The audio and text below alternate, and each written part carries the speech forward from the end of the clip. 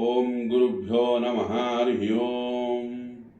ನಮಸ್ಕಾರ, welcome to ವಾಸ್ತುಜ್ಯೋತಿ ಕಾರ್ಯಕ್ರಮಕ್ಕೆ ಸುಸ್ವಾಗತಗಳು. ಮಾಸ ಭವಿಷ್ಯ ಫೆಬ್ರವರಿ ತಿಂಗಳು ನಮಗೆ ಯಾವ್ಯಾವರಿಗೆ ಏನೇನು ದ್ವಾದಶ ರಾಶಿ ಫಲಗಳಿದೆ ಅಂತ ತಿಳ್ಕೊಳ್ಳೋಣ. ಅದಕ್ಕೂ ಮುಂಚೆ ಗ್ರಹಗಳ ಪರಿಸ್ಥಿತಿ, ಯಾವ್ಯಾವ ಗ್ರಹಗಳು ಯಾವ್ಯಾವ ರಾಶಿ ಅಥವಾ ಪರಿಸರದಲ್ಲಿ ಇದೆ ಅಂತ ತಿಳ್ಕೊಳ್ಳೋಣ. ನಮಗೆ ಈ ಫೆಬ್ರವರಿ ತಿಂಗಳಲ್ಲಿ 4 ಗ್ರಹಗಳ ಯುತಿ ಕುಂಭರಾಶಿಯಲ್ಲಿ ಆಗ್ತಾ ಇದೆ. ಸೊ ಹಾಗಾಗಿ ನೋಡಿ, ರಾಹು ಆಗ್ಬೋದು, ಬುಧ, ಶುಕ್ರ ಅಥವಾ ಸೂರ್ಯ ಆಗ್ಬೋದು, ಎಲ್ಲ ಗ್ರಹಗಳು ನಮಗೆ ಕುಂಭರಾಶಿಯಲ್ಲಿ ಬಂದು ಸೇರ್ತಾ ಇದೆ. ಹಾಗೆ ಮಾಸ ಅಂತ್ಯದಲ್ಲಿ ಕುಜ ಕೂಡ ಅಲ್ಲೇ ಬಂದು ಸೇರ್ತಾ ಇದೆ. ಜೊತೆಗೆ ನಮಗೆ ನೋಡಿ, ಈಗ ಈ ಫೆಬ್ರವರಿ ವಿಶೇಷತೆ ಏನು ಅಂದರೆ 17ನೇ ತಾರೀಕು ಫೆಬ್ರವರಿ ನಮಗೆ ಪಾರ್ಷಿಯಲ್ ಸೋಲಾರ್ ಎಕ್ಲಿಪ್ಸ್, ಅಂದರೆ ಸೂರ್ಯಗ್ರಹಣ ನಮ್ಮ ಭಾರತ ದೇಶಕ್ಕೇನು ಅಂತ ಪ್ರಭಾವ ಬೀರದೇ ಇದ್ರು ಬಟ್ ಅಲ್ಲೂ ಮತ್ತೆ ಚಂದ್ರನೂ ಹೋಗಿ ಸೇರುತ್ತೆ ಸೂರ್ಯ ಮತ್ತು ರಾಹು ಜೊತೆ.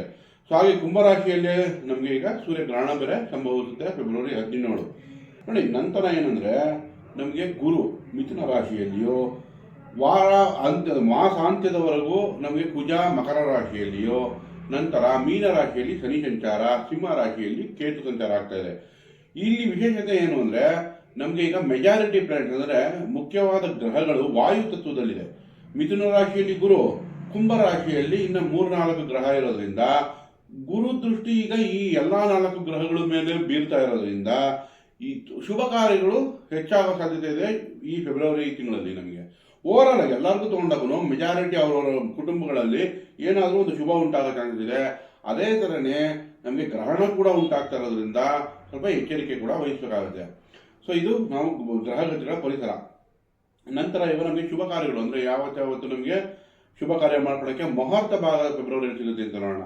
ನೋಡಿ, 6ನೇ ತಾರೀಕು ಫೆಬ್ರವರಿ ಪಂಚಮಿ ಹಸ್ತ ನಕ್ಷತ್ರ ಶುಕ್ರವಾರ, 8ನೇ ತಾರೀಕು ಸಪ್ತಮಿ ಸ್ವಾತಿ ನಕ್ಷತ್ರ ಭಾನುವಾರ, 12ನೇ ತಾರೀಕು ದಶಮಿ ಬೀಳುತ್ತೆ ಜ್ಯೇಷ್ಠ ನಕ್ಷತ್ರ ಗುರುವಾರ ಬರುತ್ತೆ, 22 ಪಂಚಮಿ ನಮಗೆ ಅಶ್ವಿನಿ ನಕ್ಷತ್ರ ಭಾನುವಾರ ಬರುತ್ತೆ, 26 ದಶಮಿ ಮೃಗಶಿರ ನಕ್ಷತ್ರ ಗುರುವಾರ. ಸೊ ಈ ದಿನಗಳಲ್ಲಿ ಶುಭ ಕಾರ್ಯಗಳನ್ನ ಮಾಡ್ಕೋಬಹುದು. ಅಂದರೆ ಯಾವ್ಯಾವ ನಕ್ಷತ್ರಕ್ಕೆ ಈ ದಿನ ಆಗಿಬರುತ್ತೆ ಶುಭ ಕಾರ್ಯಗಳಿಗೆ ಅನ್ನೋದನ್ನ ವಾರ ಭವಿಷ್ಯದಲ್ಲಿ ತಿಳ್ಕೊಳ್ಳೋಣ.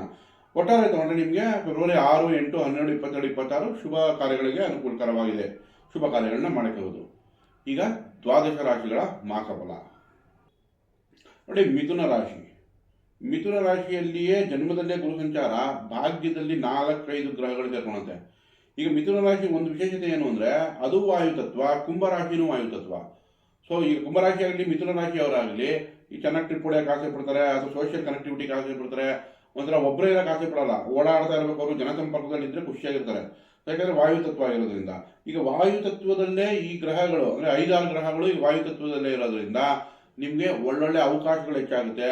ಅಂದರೆ ನಿಮ್ಗೆ ತಕ್ಕಂತೆ ಪರಿಸರ ಇದೆ ಈ ತಿಂಗಳಲ್ಲಿ, ಫೆಬ್ರವರಿ ತಿಂಗಳಲ್ಲಿ. ಹಾಗಾಗಿ ಮೆಜಾರಿಟಿ ಪ್ಲಾನೆಟ್ ವಾಯುತತ್ವದಲ್ಲೇ ಇರೋದ್ರಿಂದ ನಿಮಗೆ ಅನುಕೂಲಕರ ಜಾಸ್ತಿ ಆಗುತ್ತೆ. ವಧುವರ ಅನ್ವೇಷಣೆ ಇರ್ಬೋದು. ಈಗ ನೋಡಿ, ಈಗ ವಧುವರ ಮ್ಯಾಚಿಂಗ್ ಆದರೆ, ಮ್ಯಾರೇಜ್ ಮ್ಯಾಚಿಂಗ್ ಆದರೆ ಜೂನ್ ನಂತರ ಗುರುಬಲ ಬರುತ್ತೆ ತಾನಾಗ್ತಾನೆ. ಅಂದರೆ ಶುಭ ಕಾರ್ಯಗಳಿಗೆ ಈಗ ದಾರಿ ಮಾಡಿಕೊಡುತ್ತೆ. ಅಂದರೆ ಫೌಂಡೇಶನ್ ಸ್ಟೋನು ಈಗ ನಿಮಗೆ ಫೌಂಡೇಶನ್ ಸ್ಟೋನ್ ಆಗ್ದಂಗೆ ಮುಂಬರುವ ಒಳ್ಳೆಯ ದಿನಗಳಿಗೆ. ಸೊ ಹಾಗಾಗಿ ಇದನ್ನು ಸದ್ವಿನಿಯೋಗ ಪಡಿಸ್ಕೊಳ್ಳಿ. ಫೆಬ್ರವರಿ ತಿಂಗಳಲ್ಲಿ ನಿಮಗೆ ಒಳ್ಳೊಳ್ಳೆ ಕೆಲಸಗಳಾಗುತ್ತೆ. ಆದರೆ ನೋಡಿ, ಯಾವುದೇ ಗ್ರಹಗಳು ಭಾಗ್ಯ ಸ್ಥಾನದಲ್ಲಿದ್ದರೆ ಹಣಕಾಸು ವಿಷಯದಲ್ಲಿ ಸ್ವಲ್ಪ ನಿಧಾನ ಆಗುತ್ತೆ, ಕೆಲಸ ಕಾರ್ಯಗಳು ಸ್ವಲ್ಪ ನಿಧಾನ ಆಗುತ್ತೆ. ಆದರೆ ನಕಾರ ಅಂದರೆ ನಿಲ್ಲಲ್ಲ, ನಿಧಾನವಾಗಿ ಮುಂದುವರಿಯುತ್ತೆ ಅಂತ. ಸೊ ಅದಕ್ಕೆ ನೀವು ಒಂದು ಸ್ವಲ್ಪ ಎಕ್ಸ್ಟ್ರಾ ಎಫರ್ಟ್ ಹಾಕಬೇಕಾಗುತ್ತೆ. ಮಿಥುನ ರಾಶಿಯವರಿಗೆ ಸ್ವಲ್ಪ ಕನ್ಫ್ಯೂಷನ್ ಇರುತ್ತೆ, ಅಂದರೆ ದ್ವಂದ್ವ, ಇದು ಮಾಡೋಣ ಅಥವಾ ಅದು ಮಾಡಲ್ಲ ಅನ್ನೋ ದ್ವಂದ್ವ. ಯಾಕಂದರೆ ಗುರು ಜನ್ಮದಲ್ಲಿದ್ದಾಗ ನಿಮಗೆ ಡಿಸಿಷನ್ ಮೇಕಿಂಗ್ ಸ್ವಲ್ಪ ಕಷ್ಟ ಆಗ್ಬೋದು. ಅದು ಕೂಡ ನೋಡಿ, 15ನೇ ತಾರೀಕು ನಂತರ ಯಾವಾಗ ಸೂರ್ಯ 9ನೇ ಮನೆಗೆ ಬರುತ್ತೋ ಅಷ್ಟಮದಿಂದ 15ನೇ ತಾರೀಕು ತನಕ ನೀವು ಆರೋಗ್ಯದಲ್ಲಿ ಎಚ್ಚರಿಕೆ ವಹಿಸಬೇಕು. ಸ್ವಲ್ಪ ಮೈಕೈ ನೋವು ಬರೋದು, ಸ್ವಲ್ಪ ರೆಸ್ಟ್ಲೆಸ್ನೆಸ್ಸು ಅಂದರೆ ರೆಸ್ಟ್ಲೆಸ್ನೆಸ್ ಇರುತ್ತೆ. ಯಾಕಂದರೆ ಅಷ್ಟಮದಲ್ಲಿ ನಿಮಗೆ ಕುಜ ಮತ್ತು ಸೂರ್ಯನ ಯುತಿ ಇರುತ್ತೆ. ಸೊ ಹಂಗಾಗಿ ಫೆಬ್ರವರಿ ಮಾಸದಲ್ಲಿ ಮೊದಲ 15 ದಿವಸ ಸ್ವಲ್ಪ ಆರೋಗ್ಯ ಕಾಪಾಡ್ಕೊಳ್ಳಿ. ನಂತರ ನಿಮಗೆ ಆರೋಗ್ಯದಲ್ಲಿ ಚೇತರಿಕೆ ಬರುತ್ತೆ, ಹೊಸ ಅದೃಷ್ಟಗಳು ಅವಕಾಶಗಳು ಸಿಗುತ್ತೆ. ಸೊ ಹಾಗಾಗಿ ನಿಮಗೆ ಒಂದು 15 ದಿವಸ ನೀವು ಆರೋಗ್ಯ ಕಾಪಾಡ್ಕೊಂಡ್ರೆ ನಂತರ ಶುಭ ದಿನಗಳು ಖಂಡಿತ ಎಕ್ಸ್ಪೆಕ್ಟ್ ಮಾಡ್ಬೋದು. ಆಮೇಲೆ ನಿಮಗೆ ಕೆಲಸ ಕಾರ್ಯಗಳಿಗೆ ಒಳ್ಳೆ ಅವಕಾಶಗಳು ಸಿಗುತ್ತೆ. ವಿದ್ಯಾರ್ಥಿಗಳಿಗೆ ಏನಾದರೂ ಆಚೆ ಓದಬೇಕು ಅನ್ನೋರಿಗೆ ತುಂಬ ಒಳ್ಳೆ ಅವಕಾಶ. ನೀವು ಎಲ್ಲೇ ಇರಿ, ವಿದ್ಯಾರ್ಥಿಗಳಿಗೆ ಒಳ್ಳೆ ಅವಕಾಶ ಸಿಗುತ್ತೆ ಈಗ. ಯಾಕಂದರೆ 4ನೇ ಮನೆ ಅಧಿಪತಿನೂ ಬುಧನಾಗಿ ರಾಹು ಜೊತೆ ಭಾಗ್ಯದಲ್ಲಿ ಸೇರಿದಾಗ ಹೊರದೇಶಕ್ಕೆ ಓದಬೇಕು ಅನ್ನೋರ್ಗೂ ಚೆನ್ನಾಗಿದೆ. ಜೊತೆಗೆ ಶುಕ್ರನೂ ಅಲ್ಲೇ ಇರೋದ್ರಿಂದ ನಿಮಗೆ ಓವರಾಲ್ ಆಗಿ ಎಲ್ಲ ರೀತಿ 15ನೇ ತಾರೀಕು ನಂತರ ಒಳ್ಳೊಳ್ಳೆ ರಿಸಲ್ಟ್ ಸಿಗೋದಕ್ಕೆ ಸ್ಟಾರ್ಟ್ ಆಗುತ್ತೆ. ಅದುವರೆಗೂ ಕುಜ ಶಾಂತಿ ಅಗತ್ಯ, ರವಿ ಶಾಂತಿ ಅಗತ್ಯ. ಸೂರ್ಯನಿಗೋಸ್ಕರ ಗೋಧಿಯನ್ನು ನಾರಾಯಣನ ದೇವಸ್ಥಾನಕ್ಕೆ ದಾನ ಕೊಡಿ, ಅಥವಾ ತಂದೆ ಸೇವೆ ಮಾಡೋದ್ರಿಂದ ಅಧಿಕ ಲಾಭ ಇದೆ. ಅಥವಾ ಸೂರ್ಯನ ಸನ್ರೈಸ್ ಅಂದರೆ ಸೂರ್ಯ ಉದಯೋದಕ್ಕೆ ಸಮಯದಲ್ಲಿ ಎದ್ದು ವಾಕಿಂಗ್ ಮಾಡೋದು, ಸೂರ್ಯ ನಮಸ್ಕಾರ ಮಾಡೋದು, ಅದರಿಂದ ಖಂಡಿತ ಸೂರ್ಯ ಪರಿಹಾರ ಆಗುತ್ತೆ.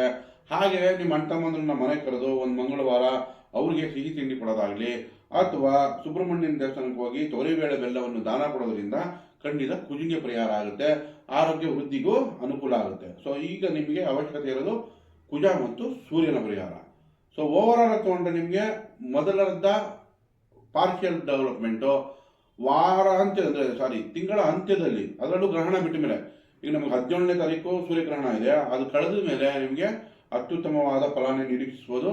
ಸೊ ಒಳ್ಳೆಯದಾಗಲಿ. ದಯವಿಟ್ಟು ಈ ವಿಡಿಯೋ ಇಷ್ಟ ಇದ್ದಲ್ಲಿ ಲೈಕ್ ಮಾಡಿ, ಶೇರ್ ಮಾಡಿ, ಸಬ್ಸ್ಕ್ರೈಬ್ ಮಾಡಿ. ಧನ್ಯವಾದ.